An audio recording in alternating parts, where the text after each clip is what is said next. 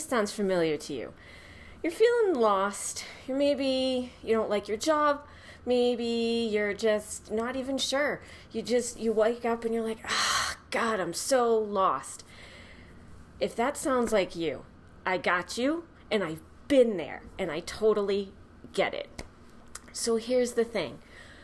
Most of the time, when we're in that place of, I'm just so lost, I don't know what I'm supposed to do with my life, I hate my job, I hate my apartment, it's all ugh.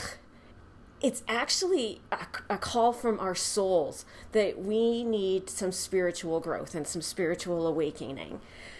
And that is amazing, but a lot of people are like, either they ignore it because they're not sure what it means, or they're trying to still fit into this mold that society has tried to put them in, or they're like, that's great, but now what do I do? I'm here to help. But before we talk about how to actually create your spiritual practice, we need to talk about what it is and what it isn't.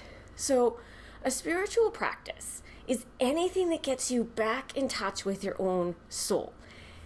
It's helpful to have a belief in souls, and obviously, it's in a power greater than yourself, whatever you choose to call it. God, the universe, Allah, Gaia, pick your terms. It does not require you to have a spiritual belief, and it does not require you to have any sort of woo-woo or metaphysical, new agey whatevers. That's not what it's about. A spiritual practice, like I said, is anything that gets you back in touch with your own soul. So it could look like hiking, running, creating artwork or writing in a journal, crafting, meditation and yoga, anything like that, singing, spending time in nature in whatever way that you want to do that. All of that is a spiritual practice, because it helps get you back to your own soul, to that quiet place in yourself that already knows all the answers that you're looking for. It is not filled with dogma. It is not a religious practice, although it can fit into any existing religion you may already have that you believe in. And it does not require you to have a church, synagogue, mosque, etc., or a spiritual leader that you follow. It doesn't even require other people at all. It just requires you and your soul. That's it. So with that understood, here is how to create your own spiritual practice. And it's 5 steps. Not hard, right? Just 5 steps. So the first step is, number 1, think about what brings you joy throughout the day, or maybe it's throughout a month. Maybe it doesn't happen that often. But just what brings you joy. And here's some examples. These are just examples. It might be going for a run. It might be crafting. It might be singing. It might be hiking. Think about those moments when you feel joyful, at peace, at home in yourself, and just make a list. Just write them down. That's all you got to do. Make a list. Type it, write it in pen and paper, whatever works for you, papes. Once you've got that list, dive a little bit deeper.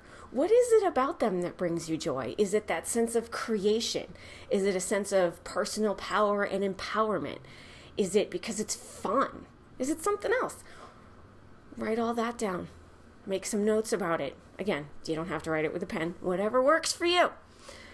Then it's decision time. Of those things that you just wrote down that it makes you feel, the sense of power or whatever it is, of those things that it makes you feel in addition to joy, what do you want to have more of in your life? Do you want to have more of an empowerment sense? Do you want to have more fun? Do you want to have whatever it is? What is it that you want to have more of in your life right now? What is it that's going to make you feel less lost right now?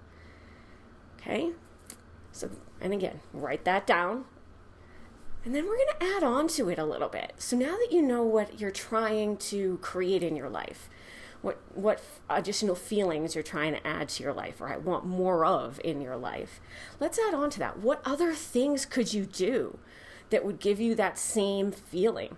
Let's say you're trying to feel more empowered. What else could you do that would make you feel more empowered? Is it taking up a new hobby or a new sports activity?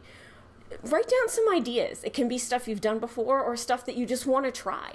And feel free to try stuff and then go, nope, not for me, and discard it. That's all part of this journey, this process of growing and learning and exploring and becoming the person that you're meant to be. So don't worry if like you try it and you're like, oh, no, that wasn't it. That's okay. Just move on to something else.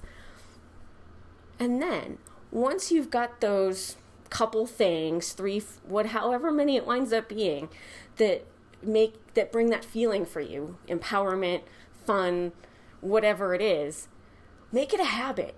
The more times a week that you can do it, the more quickly you're going to start to get in touch with your own soul and with who you are and what your purpose is and what your values are and all of those things that your logic brain is telling you need, but your soul has the answers for. Do it as often as you can. And don't get mad at yourself if you plan to do it one day and you wind up not being able to. That happens and it's life. Give yourself some grace.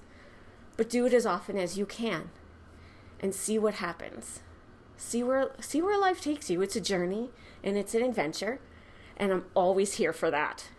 If this video in any way spoke to you, resonated for you, go ahead and hit subscribe so you can get notified when I've got some more great content coming out, and I will see you soon.